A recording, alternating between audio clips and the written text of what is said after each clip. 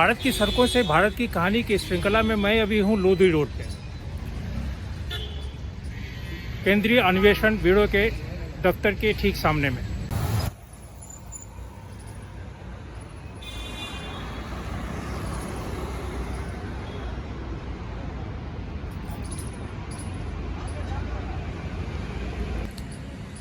CBI का दफ्तर CGO complex में जहां मैं खड़ा हूं, यहां से करीब 100-200 कदम आगे सीजीओ कॉम्प्लेक्स में बहुत ही अच्छे स्थिति में नहीं बोलेंगे, जिस भवन में था वो भी सरकारी भवन था, और वहां जिस तरह से लोग या जिस तरह से हम लोग पहुंचते थे, ये मैं करीब 30-35 साल पहले की बात बता रहा हूं। और आज जहां दफ्तर देख रहा हूं सीबीआई को, तो लगता है कि सीबीआई भी अब संपन्न हो गया, अर्थ से, रख रखाव से। लेकिन एक बात यहाँ आज भी शक के दायरे में आता है कि क्या सीबीआई सच में सामर्थ्यवान है? शायद नहीं। इंडियन एक्सप्रेस के में जब मैं काम करता था एक रिपोर्टर के रूप में, मैं ये 90 की बात बताता हूँ, 90 के बाद से लगातार उस जमाने में जितने भी स्कैम्स हुए थे, जितने भी दर्जनों से दर्जनों ज़्यादा, वो लगभग सभी स्कैम्स को मैं कवर किया हूँ। कोई भी दिन ऐसा नहीं होता था जब इंडियन एक्सप्रेस के प्रथम पृष्ठ पर ये खबरें नहीं छपती थी। लेकिन एक सबसे बड़ा जो सवाल ये उठता है कि जिस स्कैम को लेके इतनी खबरें छपी, अंततः उस स्कैम में अंतिम बॉटम लाइन में किसको फायदा हुआ? जो स्कैम में इन्वॉल्व था। 90 के दशक में हवाला स्कैम आया, फॉर्डर स्कैम आया, कम्युनिकेशन स्कैम आया, विजय माल्या का स्कैम आया, सत्यम का स्कैम आया, हर्षद मेहता का स्कैम आया, बोफोर्स का स्कैम आया, नीरव मोदी का फिर कुछ दिन पहले आया, एक जो बंगाल का केस है वो आया। इन तमाम स्कैम्स को देखने का, बिस्किट बैरून का, उसका भी एक स्कैम आया था। इन तमाम स्कैम्स को देखने के बाद यह अनुमान लगाना कि वास्तविक रूप से न्यायालय ने जिसे दंडित किया, न्यायालय ने जिसे जो भी उसमें अभियुक्त थे, उन्हें जो भी मुकदमा में पक्ष में, विपक्ष में, प्रोसिक्यूशन, डिफेंस, जो जीता जो हारा, यह अलग बात। लेकिन मैं सिर्फ आज एक दृष्टांत फॉर्डर स्कैम को लेके लूँगा, बाद में मैं एक स्कैम्स के बारे में जिक्र करूंगा अलग अलग कहानियों में। मैं फॉर्डर स्कैम के बारे में कहूंगा। फॉर्डर स्कैम 90 के दशक में आया था। राजनीतिक नेताओं से लेके, अधिकारियों से लेके बहुत तरह के लोग, कितने लोग थे, सैकड़ों लोग इस केस में, इस मुकदमे में फंसे थे। लेकिन मुखड़ा लालू प्रसाद यादव थे। भारत के न्यायालय में, सुप्रीम कोर्ट से लेके लोअर कोर्ट से लेके सभी न्यायालयों में यह मुकदमा चला। लालू प्रसाद यादव दंडित हुए। कई मामलों में कचहरी ने यह भी कहा कि लालू प्रसाद यादव को न्यायालय में, मतलब सरकारी कोष में, कुछ जो भी मौद्रिक उन्हें दंड दिया गया था वो राशि उन्हें जमा करना। उन्होंने जमा भी किया और फिर जेल काटे, बहुत तरह की बातें हुई।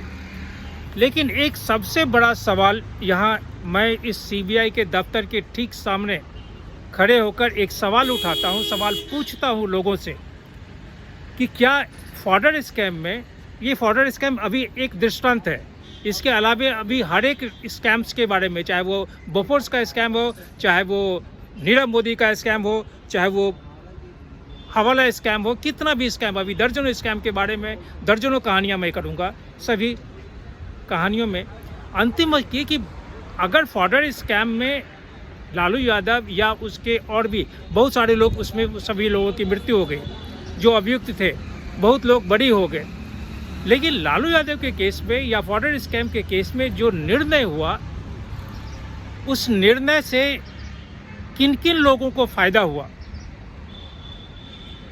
फॉर्डर स्कैम से किन किन लोगों को फायदा हुआ, यह बहुत ही महत्वपूर्ण प्रश्न है। अब एक सवाल देखिए, फ्रॉड स्कैम होने के बाद हिंदुस्तान ही नहीं पूरे विश्व में चर्चाएं, चाहे अखबार में चाहे टेलीविज़न में चर्चाएं चली, ख्याति विख्यात बढ़ता गया। लोग कहते हैं कि पब्लिसिटी नेगेटिव भी हो तो बेहतर है, पब्लिसिटी होनी चाहिए। लालू यादव को उसका बहुत अधिक लाभ हुआ जहाँ तक पब्लिसिटी का सवाल है। आज भी चाहे उनके ऊपर कितने भी मुकदमे पड़े हो, लेकिन आज भी भारत के सड़कों से, भारत की कहानी के इस माध्यम से मैं ज़रूर यह दावा करूंगा कि अगर आज लालू यादव दिल्ली की सड़कों पे, पटना की सड़कों पे, लखनऊ की सड़कों पे, चेन्नई की सड़कों पे आके खड़े हो जाएं तो शायद सैकड़ों नहीं, हज़ारों नहीं, लाखों लोग एकत्रित हो जाएंगे। न्यायालय से दंड मिलना और सामाजिक दंड मिलना, यह बहुत ही दो अलग अलग विचारधारा है। न्यायालय ने दंडित कर दिया, लेकिन जो इन अभियुक्तों को, इन तमाम स्कैम्स में जो लोग लगे हुए थे, जो लोग अभियुक्त बने, जिसे न्यायालय ने अभियुक्त घोषित भी किया, उन अभियुक्तों को सामाजिक रूप से दंड नहीं मिला। फ्रॉड स्कैम में लालू यादव मुख्य अभियुक्त बने, बहुत सारे अभियुक्तों की मृत्यु हो गई, बहुत जेल में सजा काट रहे हैं। अब देखिए कि लालू यादव जब मुकदमा में जब वो अभियुक्त करार किए, मुख्यमंत्री का पद उनसे हट गया, लेकिन वहीं उनकी पत्नी आ गई मुख्यमंत्री में। लालू यादव बिहार सरकार में, बिहार विधानसभा, विधान परिषद, राज्यसभा, लोकसभा हर एक के सदस्य रहे। राबड़ी देवी बिहार के विधानसभा, विधान परिषद दोनों के सदस्य रहीं। अब उनकी बेटी मीसा भारती सांसद बन गई, सांसद बनकर संसद में आ गई।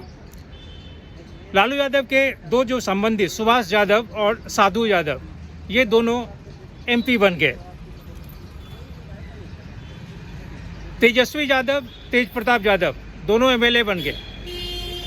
अभी एक डेप्यूटी मिनिस्टर हैं, डेप्यूटी चीफ मिनिस्टर हैं, और एक दूसरे स्वास्थ्य मंत्री, और यह कोई एक और मंत्री है। लालू यादव के दामाद धर्मेंद्र यादव ये सांसद पहुंच गए, सांसद बन के संसद पहुंच गए। लेकिन सवाल यह है कि क्या भारत के न्यायालयों में जितने भी स्कैम्स, जितने भी मुकदमे, चाहे वो ट्रायल कोर्ट में हो, हाई कोर्ट में हो, सर्वोच्च न्यायालय में हो, जहाँ जहाँ पड़ा हुआ है, उन तमाम मुकदमों में जो मुख्य अभियुक्त हैं या अभियुक्तों की सूची में जिनका जिनका नाम लिखा है, उन अभियुक्तों का सामाजिक तौर पे, सामाजिक, चाहे उसे सामाजिक बहिष्कार बोलें या जो समाज की तरफ से एक पनिशमेंट होना चाहिए, क्या मिला? नहीं मिला। न्यायालय में उन्हें अभियुक्त दोषी होने के बाद भी, न्यायालय का निर्णय होने के बाद भी समाज में उनकी जो प्रतिष्ठा बढ़ी है, यह एक बहुत ही शोध का विषय है। समाज के लोग में मैं सभी लोगों को बोलता हूँ, शिक्षित अशिक्षित की बात तो छोड़ दीजिए, जो शिक्षित हैं, विद्वान हैं, विदुषी हैं, ये सभी लोग भी उन अभियुक्तों के साथ समय बिताना या उनके साथ तस्वीर लेना या उनसे मिलना, उनसे बात करना अपने सामाजिक प्रतिष्ठा समझते हैं।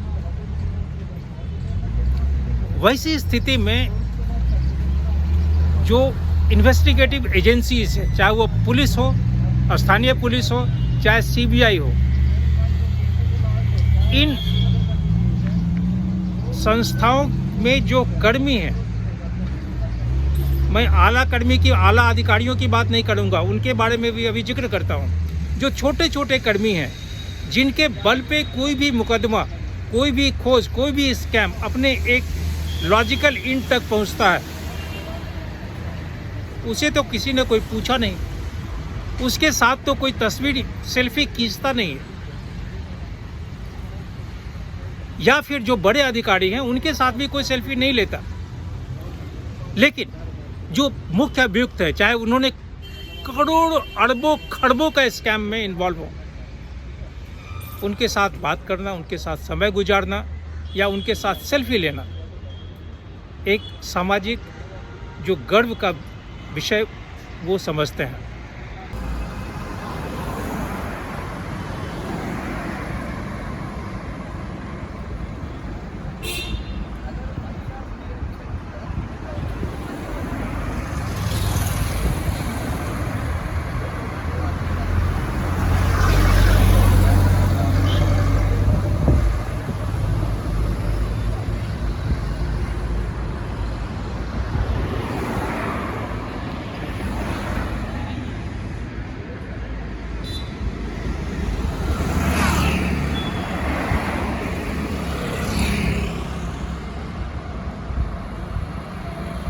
फॉर्डर स्कैम के संबंध में एक और महत्वपूर्ण बात, फॉर्डर स्कैम 1996 मैं उसमें इंडियन एक्सप्रेस में था और कहानियाँ इस पे सैकड़ों कहानियाँ लिखा हूँ दस्तावेजों के साथ। 96 में जब यह स्कैम अखबारों के पन्नों में सुर्खियों में आया, 96 में सीबीआई जहाँ मैं खड़ा हूँ, इस भवन यहाँ आज जो दफ्तर यहाँ बना हुआ, यह दफ्तर उस ज़माने में नहीं था। यह सीजीओ कॉम्प्लेक्स के पीछे में एक सीबीआई का दफ्तर था। उस ज़माने में सीबीआई के डायरेक्टर निदेशक हुआ करते थे जोगिंदर सिंह साहब। यह मैं यहाँ पे दृष्टांत दे रहा हूँ। जोगिंदर सिंह सीबीआई के डायरेक्टर थे। 96 और 97 में इनसाइड सीबीआई एक किताब के रूप में आया और उसमें बहुत सारे तथ्य, बहुत सारी जो बातें थी उसको उसमें दृष्टांत कोट किया गया। अगर सीबीआई के दफ्तर से जोगिंदर सिंह साहब ने उस सारे डॉक्यूमेंट्स को किताब के फॉर्म में लाया तो क्या न्यायिक व्यवस्था में यह सही है, या इन्वेस्टिगेटिव एजेंसीज का जो रूल्स एंड रेगुलेशंस है उस रेगुलेशंस में क्या यह सही है कि हम एक निदेशक या एक अधिकारी के रूप में जो जानकारी संस्थान के अंदर होनी चाहिए, जो जानकारी बहुत ही सीमित मात्रा में, बहुत ही कंट्रोल के साथ रखा जाता था, उन जानकारी को किताब के माध्यम में लाना, ऐसा नहीं हुआ। जोगिंदर सिंह साहब का किताब आया इनसाइड सीबीआई। यह किताब पहले अंग्रेजी में आया, फिर हिंदी में आया। जब इनसाइड सीबीआई किताब का प्रकाशन होने की बात हो रही थी, उस समय जोगिंदर सिंह साहब का जो उनकी जो पत्नी थी वो पब्लिकेशन डिवीज़न में डायरेक्टर थी। पटियाला हाउस कोर्ट के ऊपर में उनका दफ्तर था। मैं मिला हूं और मैं इस पे कहानी भी किया था इंडियन एक्सप्रेस में। भारत सरकार का यह पब्लिकेशन डिवीज़न एम्प्लॉयमेंट न्यूज़, योजना और बहुत तरह की जो किताबें हैं वो प्रकाशित करती हैं। एम्प्लॉयमेंट न्यूज़ में जो कागज़ के मामले में बात थी या उसको छापने की बात थी, वह एक ऐसे व्यक्ति को मिला था जो आज नीतीश कुमार की सरकार में है। जोगिंदर सिंह साहब को सभी लोग, भगवान उनकी आत्मा को शांति दे, जोगिंदर सिंह साहब और उनकी पत्नी दोनों का देहांत हो गया कई वर्ष पहले। लेकिन जोगिंदर सिंह साहब गुड़गांव के जिस अपार्टमेंट में रहते थे, उस अपार्टमेंट में वो प्रेसिडेंट भी थे सोसाइटी के। यह भी अखबार में छपा, काफ़ी सारी बातें इस पे हुई थी। और जिस तरह उन्हें फाइनेंशियल बंगलिंग के नाम पे उन्हें सोसाइटी से हटाया गया था, तो यहाँ पे एक बहुत बड़ा प्रश्न आ जाता है कि जिस व्यक्ति ने सेंट्रल ब्यूरो ऑफ इन्वेस्टिगेशन का डायरेक्टरशिप या डायरेक्टर की कुर्सी पे बैठे थे, जिन्होंने इतने बड़े बड़े स्कैम्स के बारे में लिखे, तहकीकात किए, उसका लीडरशिप दिए, वह व्यक्ति अगर एक छोटे से मामले में, एक सोसाइटी के मामले में, फाइनेंशियल बंगलिंग के मामले में इन्वॉल्व हो जाता है और सुप्रीम कोर्ट, भारत का सर्वोच्च न्यायालय बहुत ही बेहतरीन तरीके से उन्हें रिमार्क भी देती है उनके इन्वॉल्वमेंट को लेके, और यह भी कहती है कि उनका पॉलिटिकल हॉबनॉबिंग हो रहा है, उन लोगों के साथ हॉबनॉबिंग हो रहा है जो स्कैम्स में इन्वॉल्व थे। तो आप क्या कहेंगे? सोचिए, थोड़ा सा विचार कीजिए। भारत की सड़कों से भारत की कहानी की श्रृंखला में मैं एक महत्वपूर्ण बात बताता हूँ। मुद्दत से इस बात पे चर्चा होती है कि सेंट्रल ब्यूरो ऑफ इन्वेस्टिगेशन को पूरी स्वतंत्रता दी जाए, लेकिन सवाल यह है कि स्वतंत्रता कौन देगा? यहाँ आज़ादी की जंग आज़ादी की लड़ाई तो हो नहीं रही है कि हम अंग्रेज़ों को भारत से भगाकर स्वतंत्र भारत घोषित कर दें। क्या सीबीआई को इतनी, या सीबीआई के जो अधिकारी हैं, सीबीआई के निदेशक हैं, क्या उन्हें इतनी क्षमता है कि वो अपने संस्थान की आज़ादी के लिए, अपने संस्थान को ऑटोनोमस बनाने के लिए, या बहुत ही उम्दा उन्नत बनाने के लिए, जिसमें किसी का भी, चाहे वो अधिकारी हो, राजनेता हो, कोई किन्हीं का भी कोई हस्तक्षेप नहीं हो, इसके लिए सीबीआई क्या काम कर सकती है? या सीबीआई के अधिकारी या सीबीआई के डायरेक्टर इस पर कोई काम कर सकते हैं, आगे बढ़ सकते हैं? शायद नहीं। पॉलिटिकल इन्वॉल्वमेंट रहेगा ही। इसका एक दृष्टांत देता हूँ। 2000 की बात है। सन 2000 में मैं स्टेट्समैन अखबार में स्पेशल कॉरेस्पोंडेंट था, सीबीआई कवर करता था। उस समय जो निदेशक थे, निदेशक का समय समाप्त हो रहा था और नए निदेशक का चुनाव होना था। जो कमेटी है, Lok Sabha, Rajya Sabha, opposition leader, prime minister, या जो भी कमेटी है, उस कमेटी के हिसाब से हैदराबाद के एक अधिकारी का नाम रिकमेंड हुआ था। उस कमेटी में का रिकमेंडेशन में सेंट्रल विजिलेंस कमीशन का रिकमेंडेशन या सेंट्रल विजिलेंस कमिश्नर का रिकमेंडेशन बहुत ही महत्वपूर्ण होता है। उस ज़माने में एन विट्ठल सीवीसी थे, चीफ विजिलेंस कमिश्नर।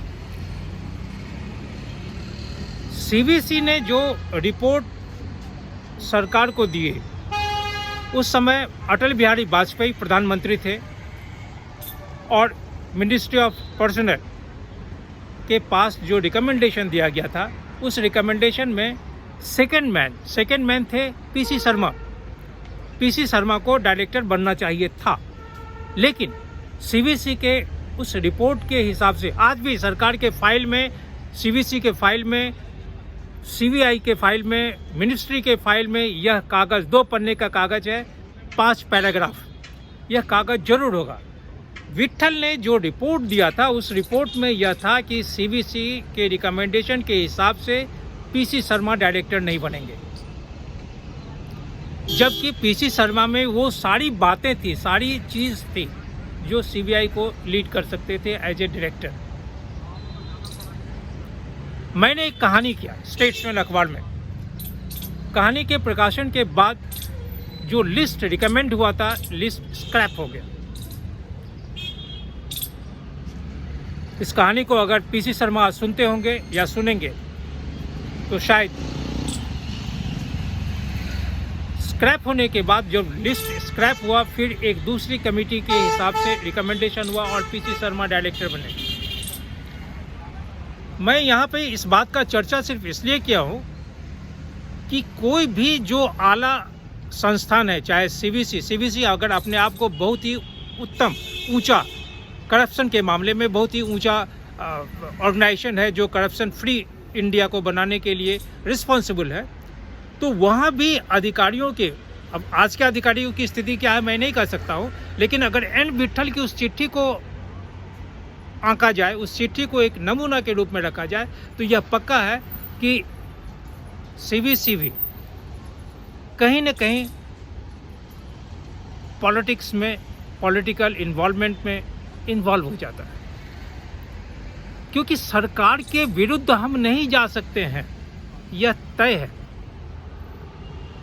जो भी संस्था है, जितने भी संस्थान हैं, वो प्रत्यक्ष अथवा परोक्ष रूप से सरकार के ही संस्थान है। इसलिए वैसी स्थिति में हम कहें कि सीबीआई को ऑटोनोमस हो जाना चाहिए या सीबीआई फ्री हैंड हो जाना चाहिए, क्यों हो जाना चाहिए?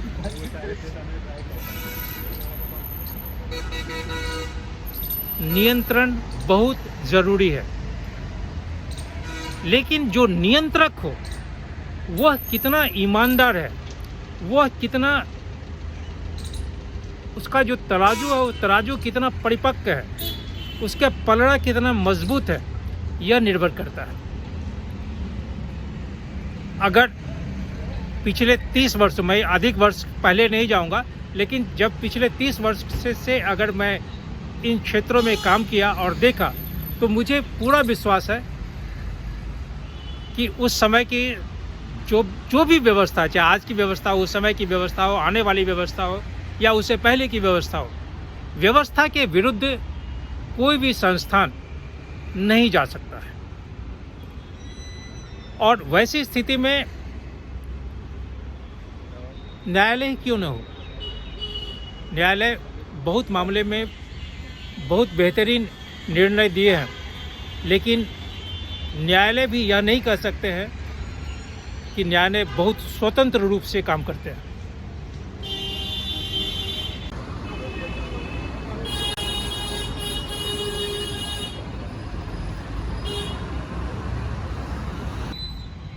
अगर सीबीआई जितने मुकदमों को हैंडल कर रही है, अगर उन तमाम मुकदमों को देखा जाए, चाहे वो डिस्ट्रिक्ट कोर्ट में हो, हाई कोर्ट में हो, सुप्रीम कोर्ट में हो, तो सीबीआई रिलेटेड कितने मुकदमे आज इन न्यायालयों में लंबित है, इसका अंदाज़ा नहीं लगा सकते।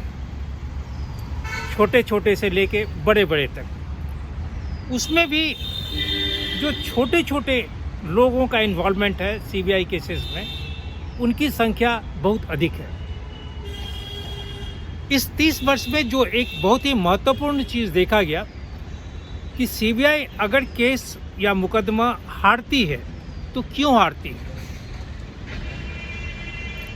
ये सीबीआई के जो बड़े बड़े आला अधिकारी हैं या बहुत बड़े बड़े जो बुजुर्ग विद्वान, विदुषी, विशेषज्ञ, ये उस पर ज़्यादा व्याख्यान देंगे, लेकिन एक कचहरी के रिपोर्टर होने के नाते सीबीआई केसेस या इन्वेस्टिगेशन से रिलेटेड केस को हैंडल करने के नाते मैं जो महसूस किया कि जब कोई मुकदमा न्यायालय में पहुंचता है, चाहे वो सब जज के न्यायालय में पहुंचे या लोअर जुडिशरी में पहुंचे, हाई कोर्ट पहुंचे, सुप्रीम कोर्ट पहुंचे, इन इन्फोर्समेंट एजेंसी, चाहे सीबीआई हो, इन्फोर्समेंट डायरेक्टरेट हो या पुलिस हो, इनके जो प्रोसिक्यूशन है, इनके जो प्रोसिक्यूटर्स हैं, इनके जो वकील हैं, और डिफेंस के जो वकील हैं, उसमें आसमान और जमीन का अंतर होता है।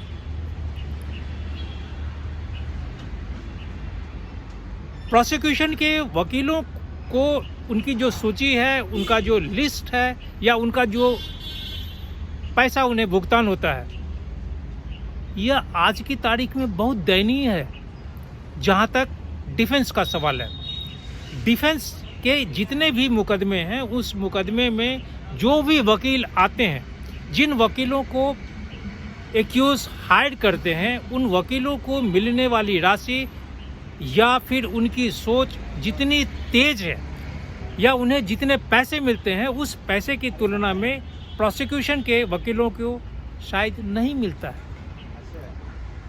वहाँ सरकारी कोष पे देखना पड़ता है कि बजट में कितने पैसे मिले और उसमें सीबीआई या इन्फोर्समेंट डायरेक्टरेट या जो दूसरे एजेंसीज हैं जो मुकदमे को डील कर रहे हैं, उन्हें कितने मिले। यह बहुत बड़ा दृष्टांत है।